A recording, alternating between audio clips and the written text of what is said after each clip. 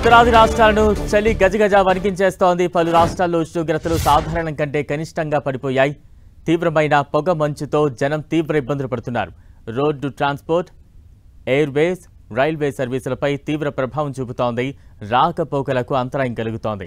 దేశ రాజధాని ఢిల్లీతో పాటు శ్రీనగర్, చండీగఢ్, ఆగ్రా, లక్నో, అమృత్సర్, హిండన్, గ్వాలియర్ ఎయిర్పోర్టుల్లో విజిబిలిటీ లెవెల్ 0కు పడిపోయింది.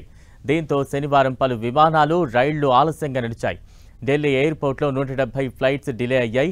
మరో 38 సర్వీసులను క్యాన్సిల్ చేశారు అధికారులు. జమ్మూ కాశ్మీర్, శ్రీనగర్లో దట్టమైన పొగమంచు కమ్ముకోవడంతో శ్రీనగర్ ఎయిర్పోర్ట్లో విమాన రాకపోకలకు తీవ్ర అంతరాయం ఏర్పడింది. దట్టమైన పొగమంచు కారణంగా రైల్వే సర్వీసులను కూడా ఇబ్బంది ఏర్పడుతోంది. ఢిల్లీకి వచ్చే 50కి పైగా రైళ్లు ఆలస్యంగా నడుస్తున్నాయి. ఢిల్లీతో పాటు నోయిడా, గురుగ్రామ్, కర్నాల్, ఘజియాబాద్ తదితర ప్రాంతాల్లో రోడ్లపై ఎదురుగా ఉన్న వాహనాలు కూడా కనిపించని పరిస్థితి ఉంది. పొగమంచు కారణంగా హర్యానాలోని హిసార్లో జరిగిన రోడ్డు ప్రమాదంలో 4 మృతి చెందారు. రాజస్థాన్ రాష్ట్రంలోని టోంకు జిల్లా వనస్థలిలో అత్యల్పంగా 6.4 డిగ్రీల సెల్సియస్ ఉష్ణోగ్రత నమోదైంది. కశ్మీర్, చినాబ్ లోయ మధ్య ఎత్తైన ప్రాంతాల్లో భారీ మంచు కురిసే ఛాన్స్ ఉందని వాతావరణ శాఖ తెలిపింది. ఇక ఢిల్లీలో శనివారం 10.2 డిగ్రీల కనిష్ట ఉష్ణోగ్రత నమోదైంది. ఇప్పటికే వాతావరణ శాఖ ఆరెంజ్ అలర్ట్ జారీ చేసింది. ఈ నెల 8వ తేదీ వరకు దేశ రాజధానిలో మంచు కురిసే అవకాశాలున్నట్లు ఐఎండీ అంచనా వేస్తోంది.